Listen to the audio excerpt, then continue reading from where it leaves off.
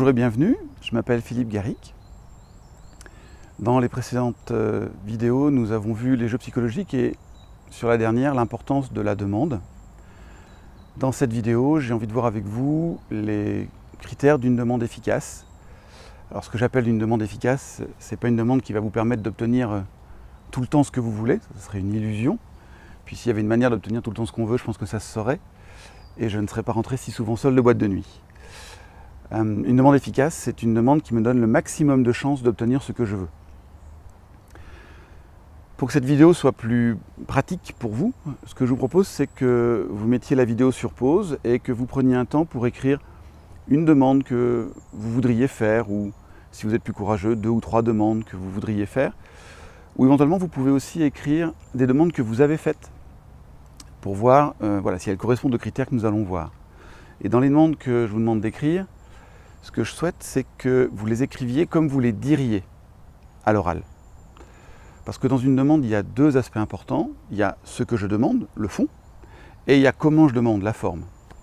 Et dans la forme, malheureusement, il y a des formes qui ne correspondent pas vraiment à des demandes, qui sont un tas de choses, mais pas des demandes. Donc allez-y, mettez sur pause, prenez votre temps, je vous attends. Moi j'ai un super bouquin, donc voilà, notez vos demandes et on attaque.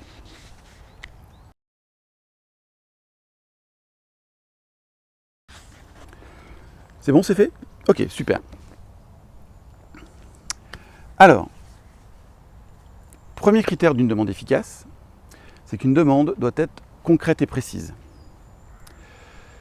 Ce qui m'amuse beaucoup en formation, c'est que quand je demande aux participants quels sont pour eux les critères d'une demande, le premier qui sort 9 fois sur 10, c'est celui-ci, concrète et précise. Et en même temps, le critère qui est le moins présent dans nos demandes, c'est celui-ci. Nos demandes ne sont pas concrètes et précises. Probablement parce que nous n'avons pas une idée claire de ce que ça veut dire concret et précis. Concret et précis, par exemple, ça veut dire que je vais mettre dans ma demande des unités de mesure. Je regarde parce qu'il y a des gens qui passent et qui se demandent ce que je suis en train de faire, probablement. Donc je vais utiliser les kilomètres, les kilos, les heures, les minutes, les secondes, les euros, les volts, les ampères. Par exemple, demander à quelqu'un de rouler plus vite ou moins vite, ça n'a pas de sens, c'est relatif. Demander à être mieux payé, c'est relatif. 1 centime d'euro, c'est mieux. 50 000 euros, c'est mieux. Malheureusement, parfois, nous n'aurons pas de critères aussi mesurables pour faire nos demandes, notamment quand il va s'agir de comportement. C'est-à-dire, lorsque j'attends de l'autre un certain comportement, je n'ai pas de règle à mesurer ça. Si je demande à quelqu'un, si j'attends qu'il soit entre guillemets poli le matin, c'est flou, déjà dit comme ça, puis il n'y a pas de règle qui me permet de mesurer la politesse. Donc ce que je vais faire dans ce cas-là, c'est d'écrire très clairement le comportement que j'attends de l'autre. Par exemple, je vais lui dire, est-ce que tu es d'accord le matin, quand tu arrives, de venir me dire bonjour et de me serrer la main? Voilà, ça c'est beaucoup plus précis. C'est ce que nous allons faire dans le cas des comportements. Pour ce critère concret et précis, retenez ce que j'ai entendu un jour d'un participant qui disait que une demande floue peut déboucher sur une connerie précise. Malheureusement, c'est au moment où nous allons l'obtenir que nous allons nous rendre compte que ce n'est pas ça que nous voulions.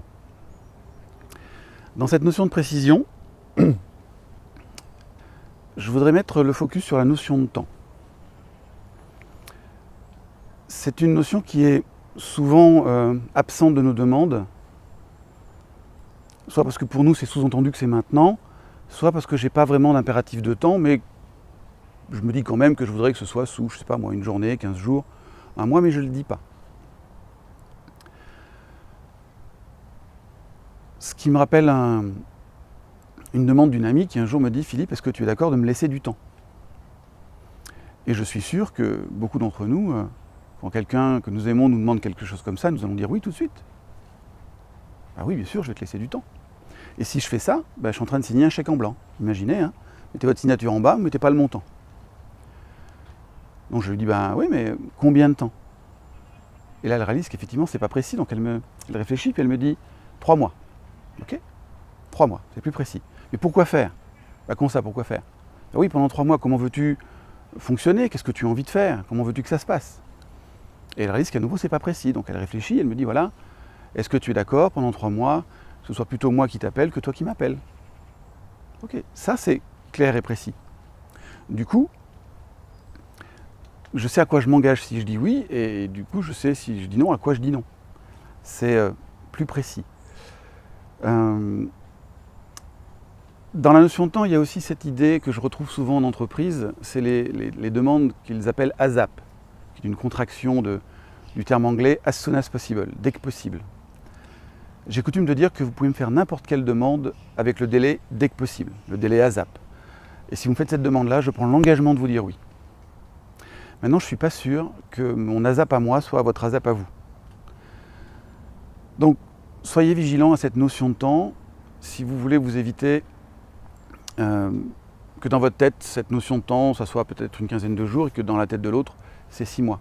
Parce que pendant 15 jours, vous allez super bien vous entendre et au bout de 15 jours, il y a commencé à s'installer une tension entre vous qui est simplement liée au fait que nous n'avons pas été clairs sur la notion de temps. Un autre aspect important de la demande, c'est de donner le sens de notre demande. C'est-à-dire, il y a ce que je demande et il y a pourquoi je le demande, dans quel but. En communication non violente, on appelle ça le besoin, en PNL, on appelle ça l'intention. Qu'est-ce que je cherche à obtenir au travers de ça? Donner le sens, ça a comme premier intérêt d'éviter à l'autre d'interpréter le sens de votre demande. Un nouvel exemple, toujours d'une amie qui, un été, était dans ma voiture, donc je conduisais, et elle met ses pieds nus sur le tableau de bord. Et à ce moment-là, je lui dis, est-ce que tu es d'accord d'enlever tes pieds du tableau de bord? Et au moment où elle se redresse, elle me dit, pourquoi? Vous voyez, un peu sur ce ton-là, un peu agacé. Donc imaginez tout ce qu'elle peut se raconter sur le pourquoi de ma demande. J'ai les pieds sales, je lui masque le paysage, je lui salis son tableau de bord.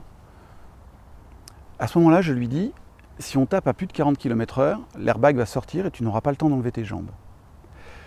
Et son ton de voix change du tout au tout et elle me dit quelque chose comme « Ah mais c'est pour prendre soin de moi que tu me demandes ça ». Et à ce moment-là, je réalise que, effectivement, elle a interprété une intention qui n'était pas la mienne. Donc, nommer mon intention, le sens de ma demande, va éviter ça. Donner le sens de ma demande va aussi parfois permettre à l'autre de dire non à ma demande, mais de proposer une stratégie alternative pour nourrir le but. Par exemple, si je dis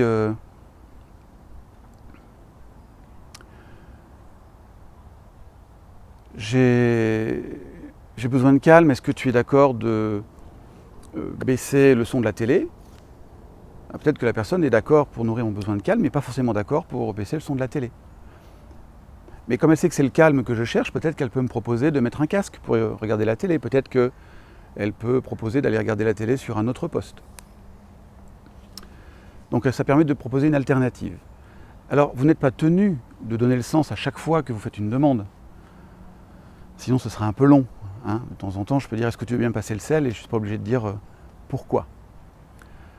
Pour autant, retenez qu'à chaque fois que vous pressentez qu'il pourrait y avoir une interprétation qui soit dommageable, à chaque fois qu'il y a une tension ou que vous pressentez qu'il pourrait y avoir une tension autour de votre demande, il y a un véritable intérêt à donner le sens de la demande.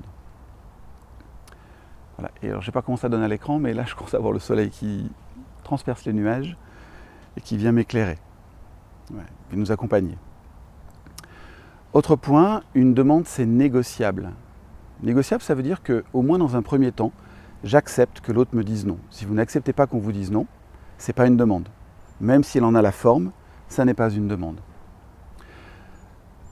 Accepter que l'autre me dise non, c'est me donner une occasion de m'intéresser à lui sur qu'est-ce qui fait qu'il dit non et pouvoir négocier avec lui quelque chose qui sera à la fois bon pour lui et bon pour moi.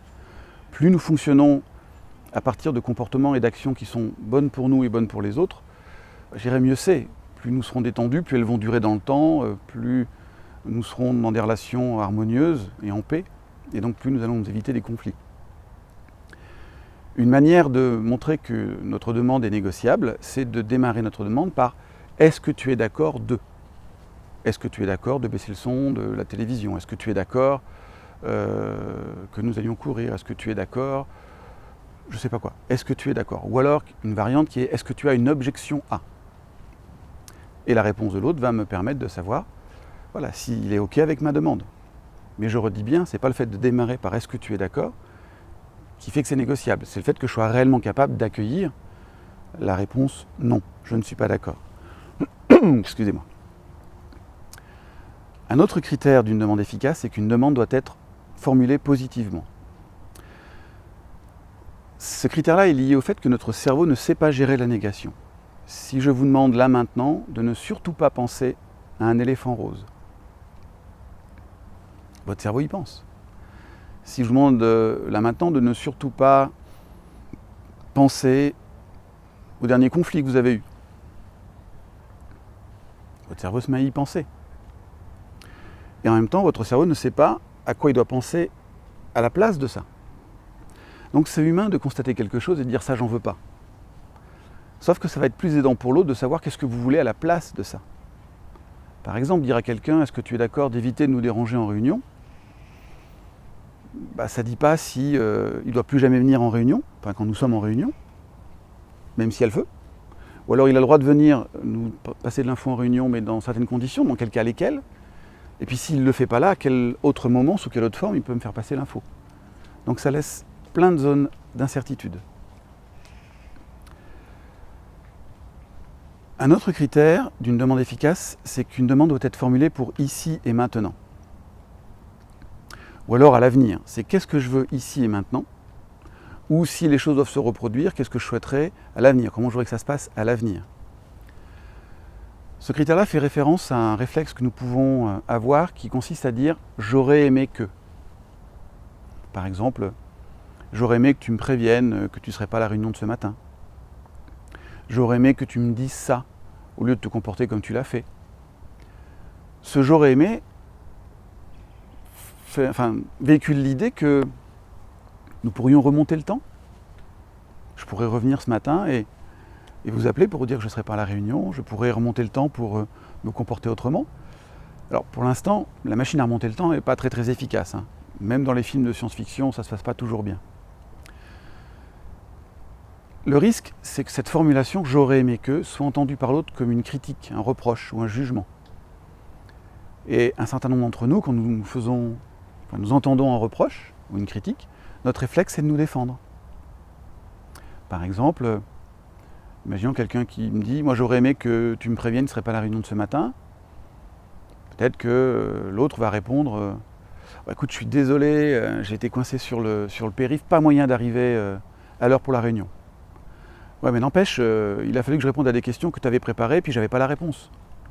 Je comprends bien, mais en plus j'ai voulu t'appeler, mon téléphone était déchargé, pas moyen de le recharger, donc impossible de te prévenir.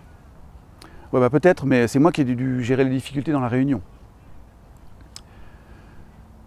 Vous voyez là, chacun est sur sa colline et chacun parle de sa difficulté. C'est pas un dialogue. Pour moi, c'est deux monologues. Mon expérience me montre que quand quelqu'un nous parle de ce qu'il aurait aimé, en fait, ce dont il a besoin, c'est d'empathie. Alors, je ferai sûrement une vidéo plus tard sur l'empathie. Juste là, l'idée, c'est que nous lui manifestions ce que nous comprenons de ce qu'il a vécu. Pour vous donner un bref exemple, imaginons le point de départ serait le même. Moi, j'aurais aimé que tu me préviennes que tu ne serais pas à la réunion de ce matin.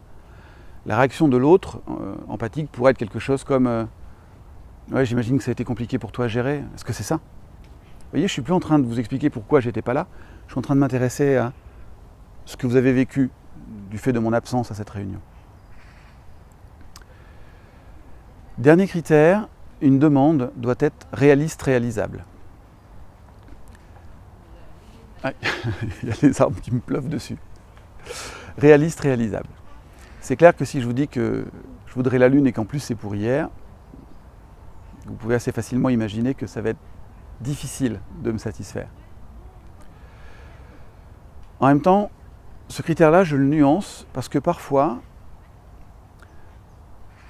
le fait que nous ne demandions pas quelque chose n'est pas lié au fait que ce n'est pas sur le fond réaliste, réalisable, est simplement lié au fait que nous croyons que ça n'est pas possible. D'où ce proverbe, je crois qu'il y a de Mark Twain qui dit « ils l'ont fait parce qu'ils ne savaient pas que c'était impossible ». C'est ce que j'appelle le syndrome de l'éléphant. Les éléphants, quand on veut les immobiliser, on va leur mettre une chaîne au pied, et cette chaîne va être attachée à un pieu. Et l'éléphant reste là où il est. Alors qu'un éléphant, dans la nature, c'est capable, avec sa puissance, de coucher un arbre et de le soulever avec sa trompe. Donc vous pouvez bien imaginer qu'un pieu planté dans le sol ne va pas le retenir. Et pourtant, il ne bouge pas, il ne part pas. Pourquoi? Parce que quand il était petit, on lui a mis la même chaîne et le même pieu. Et pendant des jours, peut-être des semaines, il a essayé de briser sa chaîne, et en fait, il n'y est pas arrivé. Tout ce qu'il a réussi à faire, c'est à se blesser. Il en a hérité 2 croyances. Première croyance, je ne peux pas briser ma chaîne. Deuxième croyance, si j'essaye, je vais me faire mal. Du coup, aujourd'hui, il n'essaye même plus. Pourtant, ses capacités se sont développées, il est devenu plus grand, plus fort, mais sa croyance n'a pas changé. C'est pour ça qu'il n'essaye pas. Et si par hasard, il s'écarte un peu du pieu et que ça tend la chaîne, alors il s'arrête parce qu'il a peur d'avoir mal. Il y a des endroits, nous sommes cet éléphant-là. C'est-à-dire qu'il y a des endroits, peut-être qu'à une époque, nous étions trop jeunes en âge, trop petits en taille, trop jeunes en ancienneté dans l'entreprise, trop peu expérimentés, nous avions trop peu de confiance en nous, nous avions un certain nombre de freins comme ça, qui pouvaient faire que nous n'osions pas demander. Et puis nous avons grandi en taille, en puissance, en connaissance, nous avons développé de l'ancienneté, peut-être dans la structure dans laquelle nous sommes. Mais si notre croyance que c'est pas possible n'a pas changé, en fait nous n'allons même pas essayer. Donc je vous invite vraiment à regarder par rapport à ce critère-là, quand vous n'osez pas une demande, est-ce que c'est vraiment le réel qui vous empêche de la faire? Demander à remonter le temps, vous voyez bien que ce n'est pas possible. Ou est-ce que ce ne serait pas des croyances que nous pouvons avoir, des croyances limitantes, et je reviendrai là aussi sur la notion de croyance, et qui nous empêchent de demander. Mais c'est vraiment juste nous qui nous empêchons de demander. Et l'idée, c'est qu'il vaut mieux demander ce que je veux et accepter de négocier que de demander moins, l'obtenir, puis rester, nous, frustrés parce qu'on n'a pas eu ce qu'on voulait, dans le fond, et puis l'autre ne comprend pas pourquoi que nous sommes frustrés, puisqu'il vient de répondre favorablement à notre demande. Voilà donc les critères de la demande. Pour les récapituler, c'est une demande, elle doit être claire, précise, concrète, notamment sur la notion de temps. Nous gagnons en tout cas à donner le sens de notre demande, le pourquoi de notre demande. Une demande est négociable, elle démarre par une forme qui est « est-ce que tu es d'accord de » ou « est-ce que tu as une objection à ». Elle est formulée positivement et elle est réaliste, réalisable. Maintenant, ce que je vous propose, c'est que vous arrêtiez cette vidéo et que vous repreniez les demandes que vous avez écrites pour vérifier quels sont les critères que je viens de lister et qui sont dans vos demandes, et peut-être quels sont les critères que je viens de vous donner et qui n'y sont pas. À partir de là, je vous invite à les corriger. Ça nous servira pour les 2 autres vidéos qui vont venir sur la demande. Je vous remercie de m'avoir écouté, je vous souhaite une belle journée et une belle vie. À bientôt, au revoir.